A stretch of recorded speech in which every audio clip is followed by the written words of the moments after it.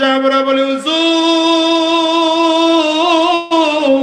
আমার নবীর রওজার পাশে গিয়ে যখন দাঁড়ায় মনটাই চায় না ফিরে আসি। যখন হাজী সাহেবদেরকে পুলিশেরা তাড়ায় দেয় তখন মনে হয় যেন নবী আমার উম্মতের কলিজাটার মধ্যে হাত দিয়ে টান দেয়, উম্মতরি যাবি না আয়া এরি দুনিয়ার মুসলমান। ওই মদিনায় গেলে যদিও নবীরে দেখা যায় না, তারপরে এত কেন মজা? কারণ বান্দা জানে ওখানে নবী আছে। 16 কোটি মুসলমানের দেশ থেকে দেশে খানকা করে বসেছ, কোথা থেকে হাদিস শিখেছ, কোথা থেকে ইলম শিখেছ? আগে পরিচয় দাও, তারপরে খানকা খোলো। যদি বলতাম এগুলো লেজ গুটিয়ে পালানোর জায়গা পেত না। আমরা পারি নাই তো বলতে। কেন বলতে পারি নাই? কারণ আছে। কারণ হলো আমরা এই যুগের মানুষ তো ওলামায়ে কেরামদের কাছে গিয়া ইলম শিখতে চাই না। ইলম শিখি ইন্টারনেট টিপে আর মোবাইলের ফেসবুক থেকে ইলম শিখি। নাউজুবিল্লাহ, দুই সাইডে বাড়ি যায় কয়।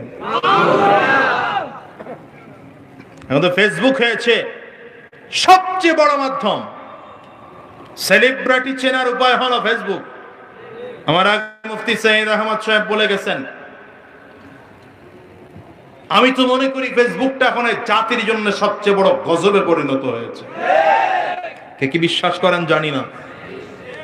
এটা ভালো মাধ্যম খারাপ না, কিন্তু ব্যবহারকারীর কারণে জিনিসটা খারাপ হয়ে গেছে। পিস্তলের তো কোনো দোষ নাই, দোষ আছে? এই কথা আসতে কেন? পিস্তল যদি সন্ত্রাসীর কাছে থাকে তাহলে এই পিস্তল দিয়ে অপরাধ হয়। পিস্তল যদি আইন শৃঙ্খলা রক্ষা বাহিনীর কাছে থাকে তাহলে এই পিস্তল দিয়ে দেশ রক্ষা হয়। কথা বলে না কেন? অস্ত্র যদি ডাকাতের কাছে থাকে তাহলে মানুষের জীবন নষ্ট হয়, ধ্বংস হয়। আর ওই একই অস্ত্র যদি ডাক্তারের কাছে থাকে তাহলে মানুষের জীবন রক্ষা হওয়ার জন্য সহযোগিতা হয়। এটা একটা মাধ্যম। এখন মাধ্যমটা এমন হয়েছে যে গালি দিতে পারলেই ভালো।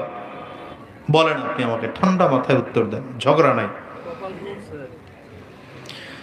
দেন আপনি আমারে গালি দেন, আপনি কুয়াকাটা হুজুরের ইচ্ছা মতো গালি দেন, আপনি মুফতি সাইদ আহমদের গালি দেন, চরমনার পীরেরা গালি দেন, অসুবিধা নাই। মাদারীনগর গালি দিচ্ছেন, যদি গালিটা তাকে দেওয়ার কারণে আল্লাহ বেজার হয়, নবী বেজার হয়, আপনার কপাল পুরার জন্য একটা গালি যথেষ্ট। আপনি গালি দেওয়ার অধিকার কি রাখেন একজন আলেমকে? একজন আলেমের ত্যাগ সম্পর্কে আপনার জানা আছে? একজন আলেমের দ্বীন সম্পর্কে ত্যাগ কি জানা আছে আপনার? আলেমের ভুল হলে আলেম ধরিয়ে দেবে। কি কথা বলেন?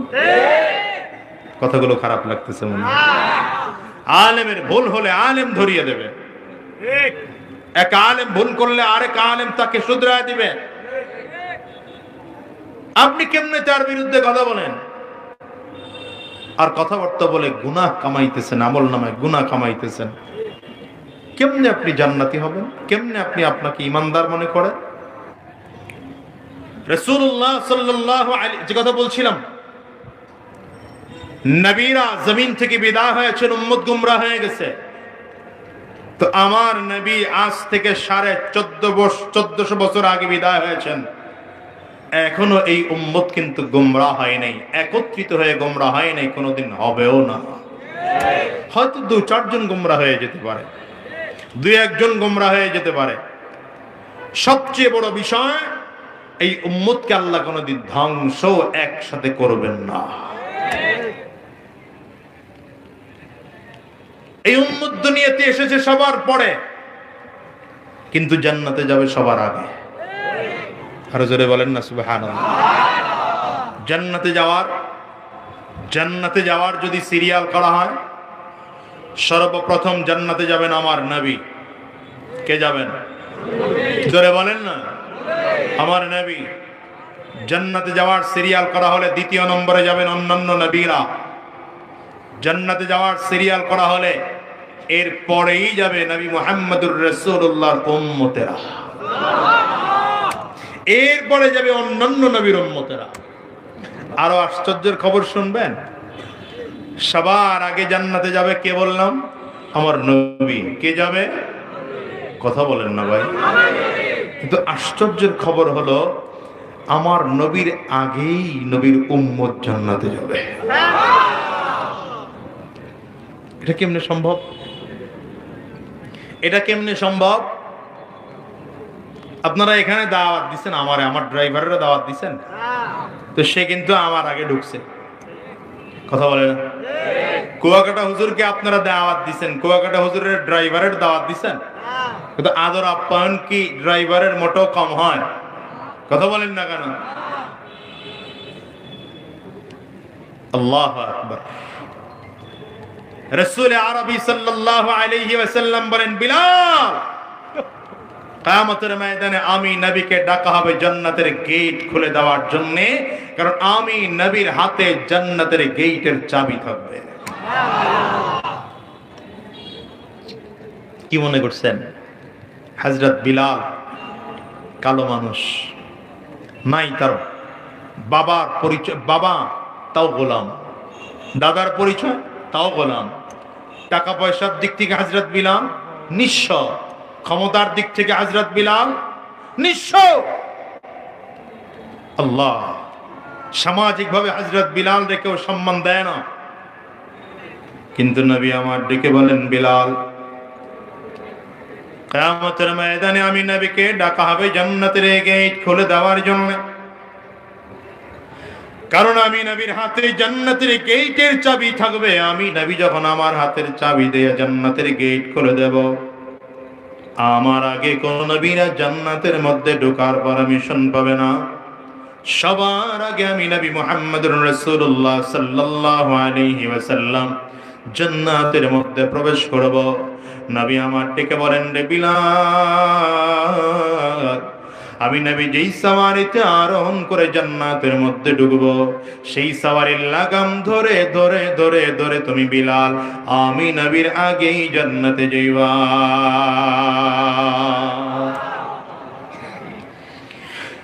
শেষ নবীর উম্মতের কত দাম! এ মুসলমান, শেষ নবীর উম্মতের কত দাম! কিয়ামতের ময়দানে সব নবীর উম্মতদেরকে একত্রিত করা হবে। সব নবীর উম্মতদেরকে কিয়ামতের ময়দানে যখন একত্রিত করা হবে, সকল নবীর উম্মতদেরকে যদি একত্রিত করা হয়, যেই পরিমাণ উম্মত হবে আমার নবী মুহাম্মদুর রাসূলুল্লাহ সাল্লাল্লাহু আলাইহি ওয়াসাল্লামের উম্মতের একার সেই পরিমাণ মূল্য। কোন নবীরা ঘোষণা দিয়ে জানলে আমার পরে আমার ওয়ারিস থাকবে, কিন্তু আমার নবী ঘোষণা দিয়ে গিয়েছেন আমার পরে আমার ওয়ারিস। তবে কারা আমার ওয়ারিস জানো? ইন্নাল উলামা ওয়ারাসাতুল আম্বিয়া। নবী বলেন আমার পরে উলামায়ে কেরাম হলো আমি নবীর ওয়ারিস। তবে তারা কিসের ওয়ারিস জানো? ওয়া ইন্নাহুম লাম ইউওয়ারিসুনা দীনারাম ওয়ালা দিরহামা, ইন্নাহুম ইউওয়ারিসুল ইলমা। নবী আমার বলেন এই নবীর উম্মতেরা উলামায়ে কেরামরা নবীদের ওয়ারিস। তবে তারা কিসের ওয়ারিস জানো? আমার নবীর কাছ থেকে টাকা পয়সা পাওয়ার কারণে ওয়ারিস হয় নাই, আমার নবীর সম্পদ পাওয়ার কারণে ওয়ারিস হয় নাই, আমার নবীর কাছ থেকে ঘর বাড়ি জমি জমা পাওয়ার কারণে ওয়ারিস হয় নাই। আমার নবী বলেন আসমানি ইলম, আমি নবীর ইলম তাদের সিনায় থাকার কারণে তারা ওয়ারিস। ভালো করে বুঝুন মুসলমান। হযরত আলী কাররামাল্লাহু ওয়াজহু বলেন আমাদেরকে আল্লাহ তাআলা সম্পদ দেন নাই, সম্পদ দিয়েছেন বেঈমানদেরকে, টাকা পয়সা দিয়েছেন বেঈমানদেরকে, কাফির আর মুশরিকদেরকে। কিন্তু আল্লাহ তাআলা আমাদেরকে টাকার পয়সা নামের সম্পদ না দিলেও একটা কঠিন সম্পদ দিয়েছেন, আল কোরআন। রাজিনা কিসমতাল জব্বার ফিনা, রাজিনা কিসমতাল জব্বার ফিনা, লানা ইলমুন ওয়ালিল আ'দাই মালু, فإن المال يفنى عن قريب فإن العلم وإن العلم باق لا يزال। হযরত আলী রাদিয়াল্লাহু আনহু বলেন, আল্লাহ তাআলা আমাদের শত্রুদেরকে টাকা দিয়েছেন, পয়সা দিয়েছেন, ক্ষমতা দিয়েছেন। আমাদের শত্রুদেরকে আল্লাহ তাআলা দুনিয়ার নাজ ও নেয়ামত দিয়েছেন, কিন্তু আমার আল্লাহ এই উম্মতদেরকে, আমাদেরকে আল্লাহ তাআলা আসমানের জ্ঞান দিয়েছেন। আসমানের জ্ঞানের এত দাম, আমরা আসমানের জ্ঞান পেয়ে বড় খুশি আছি। কারণ হলো দুনিয়ার সমস্ত সম্পদগুলো ধ্বংস হয়ে যেতে পারে, কিন্তু আমাদেরকে আল্লাহ তাআলা যে ইলম দিয়েছে, এই ইলম মৃত্যুবরণ করলেও কোনোদিন শেষ হয় না। আমি এই জন্য মাঝে মাঝে বলি, শোনো, দুনিয়ার যত ক্ষমতাবান আছে, ক্ষমতাবানদের ক্ষমতা মৃত্যুর আগ পর্যন্ত চলে। কোন পর্যন্ত? ওই লোক যে মোরাকাবায় গেছে, কোন পর্যন্ত চলে? এই আল্লাহর ওলি, এদিকে তাকাইতে। দুনিয়ার ক্ষমতাবানদের ক্ষমতা কোন পর্যন্ত চলে? সম্পদওয়ালার সম্পদের বাহাদুরি মৃত্যুর আগ পর্যন্ত চলে। কোন পর্যন্ত? কিন্তু উলামায়ে কেরামদের ক্ষমতার পাওয়ার কত জানো? উলামায়ে কেরামদের ক্ষমতার পাওয়ার কিয়ামতের পরেও চলবে। আল্লাহু আকবার, চিল্লায়া বলেন। কিয়ামতের ময়দানে মানুষগুলোর সামনে আমার মালিক পর্দার আড়ালে দাঁড়াবেন। পর্দার আড়ালে দাঁড়িয়ে আমার মালিক চমৎকার করে জান্নাতে মাহফিল সাজাবেন। জান্নাতি মাহফিলের মধ্যে আমার মালিক নিজেই বসবেন সভাপতির আসনে, সকল নবীরা থাকবেন বিশেষ অতিথির আসনে, আমার নবী সেদিন থাকবেন প্রধান অতিথির আসনে। সকল নবীরা সেদিন আল্লাহর কালাম থেকে তিলাওয়াত করে শোনাবেন। হযরত দাউদ আলাইহিস সালাতু ওয়াস সালাম মাওলা পাকের কালামের তিলাওয়াত করে শোনাবেন। আমার নবী সূরা ইয়াসিনের তিলাওয়াত করে শোনাবেন। সর্বশেষ আমার আল্লাহ তাআলা নিজ কণ্ঠে, মায়াবী কণ্ঠে, মধুর কণ্ঠে আমার আল্লাহ নিজে সূরা রহমান সেদিন তিলাওয়াত করে শোনাবেন। আবার মালিকের সূরা রহমান তিলাওয়াত যখন শেষ হয়ে যাবে, মুসলমান আমার আল্লাহ তাআলা পর্দার আড়াল থেকে সূরা রহমান যখন তিলাওয়াত করে শোনাবেন, মানুষগুলো আওয়াজ দিয়ে আল্লাহু আকবার বলে একটা চিৎকার করবে। এমন চিৎকার দিবে, এক চিৎকারে 8 কোটি বছর বেহুশ হয়ে থাকবে। হুঁশ ফিরে আসার পরে আমার মালিক ডাক দিবেন, এ বান্দারা, আমি আল্লাহর নাম তারও কিছু কি চাও? বান্দা বলবে, আল্লাহ আমরা নবীর কণ্ঠে তেলাওয়াত শুনেছি। এমন একটা যুগ ছিল, বাংলাদেশে ছিলাম, আমরা নবীর দেখি নাই। নবী ইন্তেকালের 1400 বছর পরে জমিনে আসছি, আমরা নবীর জবানে তেলাওয়াত শুনি নাই। নবীর প্রেমে মদিনায় চলে গিয়েছি। মদিনায় গিয়ে হজের সমস্ত হুকুম আহকাম শেষ করে আমরা ওই মদিনার উদ্দেশ্যেই দৌড়াইছি। মনটার মধ্যে বড় ব্যথা, কাবা তাওয়াফ করি তারপর মন ভরে না, সাফা মারওয়া দৌড়াই তারপর ওই জন্য মনের একটু শূন্যতা কাজ করে। মাকামে ইব্রাহিমের পাশে দাঁড়াইয়া 2 রাকাত নামাজ আদায় করি, তারপর ওই জন্য একটু শূন্যতা কাজ করে। হাজরে আসওয়াদ চুম্বন করি, তারপর ওই জন্য একটুখানি শূন্যতা কাজ করে। আরাফার ময়দানে গিয়ে অবস্থান করি, তারপরে ওই জন্য শূন্যতা কাজ করে। ওই জায়গায় দৌড়াই, হাজরা কাম করে যখন শেষ হয়ে গেল, মনটা আর মক্কায় থাকতে মনে চায় না। বাংলাদেশে ফিরার আগে আগে মনে হয় যেন নবীর রওজার পাশে একটু দাঁড়ায় যায়। বান্দাগুলো দৌড়ায় নবীর রওজার পাশে দাঁড়ায় আছে, নবীর রওজার পাশে দাঁড়িয়ে যায়। কত হাজী সাহেবরা বলে, হুজুর ওখানে যখন দাঁড়িয়ে যায়, ভিড় জমে গেলে অন্যান্য পুলিশেরা এসে বলে, ইয়া আল্লাহ ইকদাম ইয়া হাজী সোরা, হাজী সাহেব এখানে দাঁড়াও না, তাড়াতাড়ি করো, ভিড় জমাইও না। কত হাজী সাহেবরা বলে, হুজুর আমার নবীর রওজার পাশে গিয়ে যখন দাঁড়ায়, মনটাই চায় না চায় না ফিরে আসি। যখন হাজী সাহেবদেরকে পুলিশেরা তাড়ায় দেয়, তখন মনে হয় যেন নবী আমার উম্মতের কলিজাটার মধ্যে হাত দিয়ে টান দেয়, উম্মতরি যাবি না, যাবি না, যাবি না, আয়া এর দুনিয়ার মুসলমান। ওই মদিনায় গেলে যদিও নবীরে দেখা যায় না, তারপরে এত কেন মজা? কারণ বান্দা জানে ওখানে নবী শোয়া আছে। हमने आँखों से देखा नहीं है मगर, हमने आँखों से देखा नहीं है मगर, उनकी तस्वीर सीने में मौजूद है। जिसने लाकर कलामे इलाही दिया, जिसने लाकर कलामे इलाही दिया, वो मोहम्मद मदीने में मौजूद है। हमने आँखों से देखा, बोलें ना, हमने आँखों से देखा नहीं है मगर, हमने आँखों से देखा नहीं है मगर, उनकी तस्वीर सीने में मौजूद है। जिसने लाकर कलामे इलाही दिया, जिसने लाकर कलामे इलाही दिया, वो मोहम्मद मदीने में मौजूद है।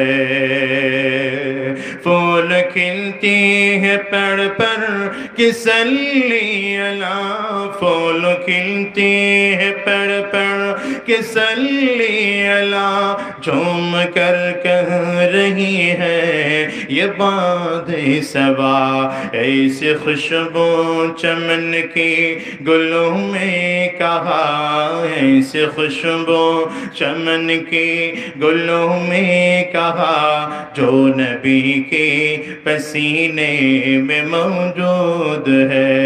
हमने आँखों से देखा नहीं है मगर, हमने आँखों से देखा नहीं है मगर, उनकी तस्वीर सीने में मौजूद है। कष्ट আমার কলিজার টুকরা যুবক, আমি তোমাদের কাছে জানতে চাই, যুবক ভালো করে শোনো। আমেরিকায় যাও, চাইনিজ যাও, জাপান, জার্মান, ইন্দোনেশিয়া যাও, ফ্রান্স, মালয়েশিয়ায় যাও, কত জায়গায় জায়গায় দৌড়াও, বলো বলো আমার নবীর রওজায় যাইতে মনে চাই কি চায় না? মুসলমানরে কার কার মনটায় চায়? দুইটা হাত তুলে মালিকের একটু ডাক দাও, আওয়াজ দিয়ে বলো আল্লাহ। জোরে জবান খুলে বলো আল্লাহ, চিৎকার করে বলো আল্লাহ। গো দয়ার মালিক, যতগুলো গোলাম আমরা দুইটা তুজো করেছি, তুমি ভালো করে জানো, দিলের খবর তুমি ভালো করে জানো। এই উম্মতেরা দুইটা হাত উঁচা করেছে, আল্লাহ জীবনে একটা বার হলো তোমার নবীর রওজার পাশে দাঁড়াইতে চায়, কাবার সামনে গিয়ে দাঁড়াইতে চায়, আল্লাহ মাকামে ইব্রাহিমের পাশে গিয়ে দাঁড়াতে চায়, হাজরে আসওয়াদ চুম্বন করতে চায়, ওই আরাফায় অবস্থান করতে চায়। এই হাতগুলো খালি ফেরায়া দিও না গো দয়ার মালিক। সাদা চিঠিকে সাধ্য হয়তো আমাদের কারো না থাকতে পারে, তবে তুমি যদি চাও, সাধ্যের দরকার হয় না, সাধ্যের দরকার হয় না। তোমার কুদরত চাইলে আমাদেরকে নবীর রওজার পাশে দাঁড় করায় দিতে পারে। ও দুনিয়ার মুসলমান, ভালো করে বুঝো, কিয়ামতের ময়দানে আমার আল্লাহ তাআলা নিজের কণ্ঠে চমৎকার করে করে আমার নবীর পরে আমার আল্লাহ নিজে সূরা রহমানের তিলাওয়াত করে শোনাবেন। মালিকের তিলাওয়াত যখন শেষ শেষ হয়ে যাবে। আমার আল্লাহ তাআলা তখনও পর্দার আড়ালে বসে আছেন। আমার আল্লাহ ফেরেশতাদের, আমার আল্লাহ তাআলা পৃথিবীর বান্দাদের দিকে তাকিয়ে বলবেন, এই বান্দারা বলো বলো আমি আল্লাহ পাকের আর কোন কোন নিয়ামত বাকি আছে, কোন নিয়ামত তোমরা আর উপভোগ করতে চাও। বান্দাগুলো সব hayran হয়ে যাবে, পেরেশান হয়ে যাবে। আমার আল্লাহর এত নিয়ামত, এত নিয়ামত, আর কোন নিয়ামত বাকি থাকতে পারে? সর্বশেষ আমার নবীর জবান ও কিতাব কোরআনের তেলাওয়াত শুনলাম, আমার মালিকের কণ্ঠ কালামে পাকের তেলাওয়াত শুনলাম। আর কোন নিয়ামত বাকি থাকতে পারে? এই মানুষগুলো কিয়ামতের ময়দানে খুঁজবে। আমরা আওয়াম, আমরা সাধারণ মানুষ, আমরা জানি না আমার মালিকের কোন নিয়ামত বাকি থাকতে পারে। তবে এই মজলিসের মধ্যে যদি আলেম থাকে, ওই কিয়ামতের ময়দানে বান্দাগুলো দৌড়াবে, কোরআনের ইলম ওয়ালা আলেম কই, এদেরকে যদি খুঁজে পাও, এরা জানবে আমার মালিকের আর কি কি ওয়াদা ছিল, কোন কোন ওয়াদা বাকি আছে। মানুষগুলো দৌড়ায় দৌড়ায় খেয়াল করে দেখবে উলামায়ে কেরামরা কোথায় আছেন। উলামায়ে কেরামদের কাছে চলে যাবে, আমার মালিকের এখন কোন নিয়ামত বাকি আছে। উলামায়ে কেরাম বলবেন মালিকের সব নিয়ামতই দেওয়া হয়ে গেছে, তবে জান্নাতের মধ্যে সবচেয়ে বড় নিয়ামত হলো আমার মালিকের দিদার। হুরুল মাজিদ নিয়ামত है तो হুরুল মাজিদ নিয়ামত है तो नियामत दीदार तो अल्लाह अल्लाह क्या मुबारक नाम है, अल्लाह अल्लाह आशिकों का काम है। जन्नतेर मध्य যত হুর আছে, যত গিলমান আছে, যত নাজ আছে, যত নিয়ামত আছে, যত যত যত নিয়ামত থাকতে পারে, সবচেয়ে বড় নিয়ামত আমার মালিকের দিদার। বান্দাগুলো দাঁড়ায় বলবে আল্লাহ এত নিয়ামত, এত নিয়ামত, কিন্তু এখনো পর্যন্ত আমার তোমার কুদরতি চেহারাটা দেখলাম না। তোমার কুদরতি চেহারাটা জানি কত সুন্দর। তুমি গাছ যদি এত সুন্দর করে বানাইতে পারো, জমিন যদি এত সুন্দর করে সাজাইতে পারো, তোমার কুদরতি হাতে একজন মানুষ যদি এত সুন্দর হতে পারে, যেই মানুষটার চেহারা এত সুন্দর, মানুষটার নাকটা কত সুন্দর করে সেট করেছো, মানুষের চোখটা কত সুন্দর করে সেট করেছো, মানুষের জবানটারে কত চমৎকার করে সেট করেছো। তোমার কুদরতি হাতের মানুষ যদি এত সুন্দর হয়, একই বাবার সন্তান, একই মায়ের সন্তান, 5 সন্তানের 5 রকম চেহারা, 5 সন্তানের 5 রকম কণ্ঠ, 5 সন্তানের 5 রকম জ্ঞান বুদ্ধি, 5 সন্তানের 5 রকম চিন্তা চেতনা, কে এমন সুন্দর মালিক?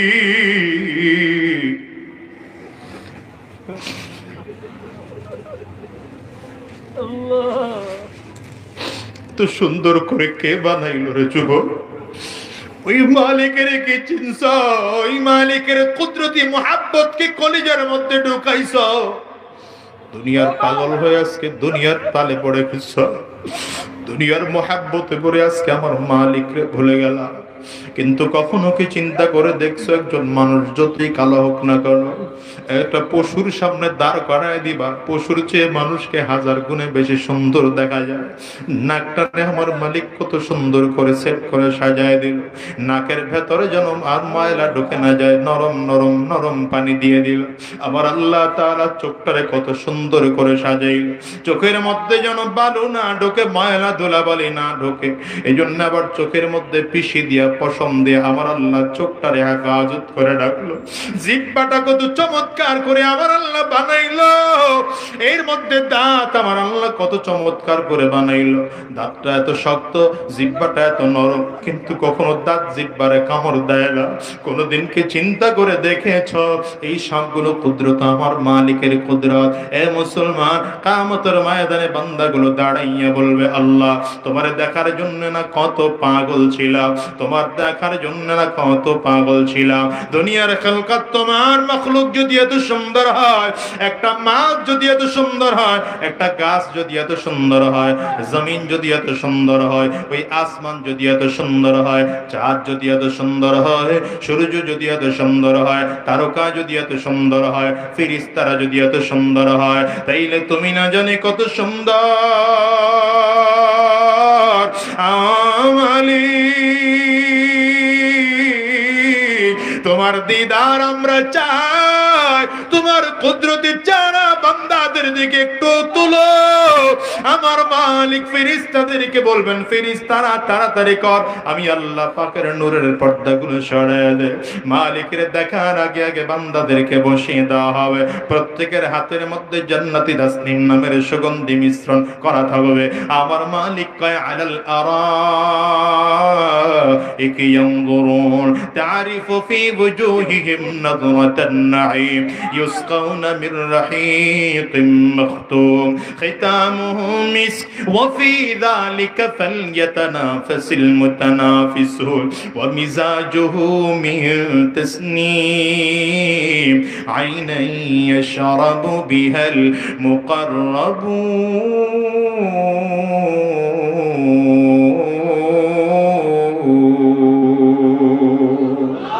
আমার আল্লাহ তাআলা বান্দাদের সাথে দেখা দেওয়ার আগে সব বান্দাদেরকে জান্নাতের মধ্যে চমৎকার স্বর্ণের চেয়ার, যে স্বর্ণের চেয়ারের মধ্যে আবার মুতি দিয়ে কারুকাজ করা থাকবে, এমন চেয়ারের মধ্যে আল্লাহ তাআলা বান্দাদেরকে বসায়া দিবেন।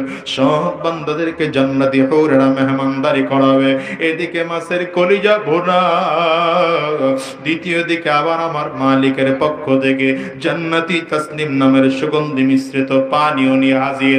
আল্লাহর বান্দা একটা টুকরা কলিজা মুখের মধ্যে দেয়, আবার জান্নাতি তাসনিম নামের সুগন্ধি যুক্ত পানীয় মুখের মধ্যে দেয়। হঠাৎ করে বান্দাগুলো খেয়াল করবে উপর দিক থেকে একটা আলো, যেন কেমন আলো কপালের মধ্যে এসে পড়েছে। আলোটা তো চমৎকার, দুনিয়ার আলোর দিকে তাকাইলে তো অন্তর নষ্ট, দুনিয়ার আলোর দিকে তাকায় থাকা যায় না, চোখের জ্যোতি নষ্ট হয়ে যায়। কিন্তু ওই আলোটা এত চমৎকার আলো, যে আলোর দিকে তাকাইলে তাকাইয়া থাকতেই মনে চায়, এত চমৎকার, যার দিকে তাকাইয়া থাকতেই মনে চায়। হঠাৎ করে বান্দাগুলোর নজর পড়ে যাবে ওই দিকে। নজর পড়তে দেরি হয়, আমার মালিকের কুদরতি কণ্ঠে হঠাৎ করে আওয়াজ ভেসে আসবে, আসসালামু আলাইকা ইয়া ইবাদি। এরে আমার বান্দারা, আমি আল্লাহর পক্ষ থেকে সালাম গ্রহণ করো, আমি আল্লাহ পাকের পক্ষ থেকে সালাম গ্রহণ করো। বান্দাগুলো নজর দেবে আমার মালিকের দিকে। আমার নবী কয় কান্নাল বাদারা, আমার মালিকের এত চমৎকার দেখবে যেমন আকাশের 14 তারিখের চাঁদ দেখতে কারো কষ্ট হয় না, কারো ভিড়াভিড়ি লাগে না। আকাশের 14 তারিখের চাঁদ যেমন সব ক্লিয়ার করে দেখে, আমার মালিকরাও কিয়ামতের ময়দানে ওভাবেই ক্লিয়ার দেখবে। আমার মালিকের সালাম শুনে বান্দাগুলোর কলিজা ঠান্ডা হয়ে যাবে, বান্দাগুলো মালিকের চেহারার দিকে তাকাইয়া থাকবে। এক নজরে 70,000 বছর চলে যাবে। 70,000 বছরের মধ্যে বান্দা চোখের পলক পর্যন্ত ফেলবে না। এই 70,000 বছরের মধ্যে জানো চমৎকার করে দক্ষিণ দিক থেকে বাতাস আসবে। বাতাসটা এত চমৎকার বাতাস, বাতাসের কারণে চেহারার লাবণ্যতা আরো বেড়ে যাবে, চেহারার সৌন্দর্য আরো বেড়ে যাবে। ওরে মানুষ জানো মালিকের কুদরত কত চমৎকার, মালিকের সাক্ষাৎ কত চমৎকার। আমার ভাইরে, আজকের এই ময়দানে যারা হাজির হয়ে গিয়েছো, বলো বলো বলো বলো, কিয়ামতের ময়দানে আমার মালিকের দিদার চাও কি চাও না? যদি আমার মালিকের দিদার চাও, দুনিয়ার সম্পদের মায়া কলিজার থেকে বের করে দাও, টাকার মায়া কলিজার থেকে বের করে দাও, ক্ষমতার মায়া কলিজার থেকে বের করে দাও, সম্পদের মায়া কলিজার থেকে বের করে দাও। কলিজার মধ্যে মালিকের মহব্বত কলিজার মধ্যে ঢোকাও। দুনিয়ার সব ছাড়তে পারি, মালিকের মহব্বত ছাড়তে পারবো না। ক্ষমতা ছাড়তে পারি, মালিকের মহব্বত ছাড়তে পারবো না। দুনিয়ার সব ছেড়ে দিতে পারি, আমার মালিকের মহব্বত ছাড়া যাবে না। এরে দুনিয়ার মানুষ, মালিকের মহব্বত যদি অন্তরে জায়গা করতে হয়, অন্তরটাকে গুনাহ মুক্ত রাখতে হবে, গুনাহ মুক্ত রাখতে হবে। আমার মালিক কয় ইন্নাল্লাযীনা আমানু ওয়া আমিলুস সালিহাত লাহুম জান্নাতুন তাজরি মিন তাহতিহাল আনহার যালিকাল ফাওজুল কাবীর। আমার আল্লাহ তাআলা বলেন, ঈমান যদি গ্রহণ করতে পারো, নেক আমল দিয়ে যদি সিনাটারে ভরপুর করে রাখতে পারো, ভালো করে বুঝো যুবক, শয়তান কিন্তু তোমার পিছনে দাঁড়ানো, তোমাকে ধোঁকা দিয়া দিয়া দিয়া দিয়া গুনাহ করানোর জন্য শয়তান কিন্তু 24টা ঘন্টা লেগে আছে। একটা বারের জন্য খেয়াল করে দেখো, শয়তানের ধোকায় পড়ে গুনাহ করবে, না মালিকের মুহাব্বতে পড়ে নেকের কাজ ধরবে। শয়তানের ধোকায় পড়ে নামাজ ছেড়ে দিবা, না আমার মালিকের মুহাব্বতে নামাজ আদায় করবা। শয়তানের ধোকায় পড়ে রোজা ছেড়ে দিবা, না আমার মালিকের মুহাব্বতে পড়ে রোজা রাখতে আরম্ভ করবা। শয়তানের ধোকায় পড়ে ঘুষের ব্যবসা করবা, না আমার মালিকের মুহাব্বতে পড়ে ঘুষের ব্যবসা ছেড়ে দিবা। শয়তানের ধোকায় পড়ে মিথ্যা কথা বলবা, না আমার মালিকের মুহাব্বতে পড়ে মিথ্যা কথা ছেড়ে দিবা। একটা বারের জন্য হিসাব মিলাইয়া বিদায় হও। ভালো করে বোঝো, ভালো করে বোঝো, এই দুনিয়ায় যাচ্ছি, আগামীকালকে থাকবো এমন কোনো গ্যারান্টি নাই। বরঞ্চ প্রায় বলি, আমি আজকেও বলে যাই, দুনিয়া আসার সিরিয়াল আছে। আল্লাহর কসম করে বলি, আল্লাহর কসম করে বলি, এই দুনিয়া আসার সিরিয়াল আছে বাজান, যাওয়ার কিন্তু কোনো সিরিয়াল নাই। আসার সময় আগে বাবা আসে, দাদা আসে, তারপরে বাবা আসে, তারপরে সন্তান আসে। যাওয়ার সময় মনে হয় দাদা দুনিয়ায় থাকে, নাতি জমিন থেকে বিদায় হয়, বাবা জমিনে থাকে, সন্তান জমিন থেকে বিদায় হয়। তোমার আমার ক্ষেত্রে এমন হতে পারে কি পারে না? আওয়াজ করে চিল্লায় জোরে বলো।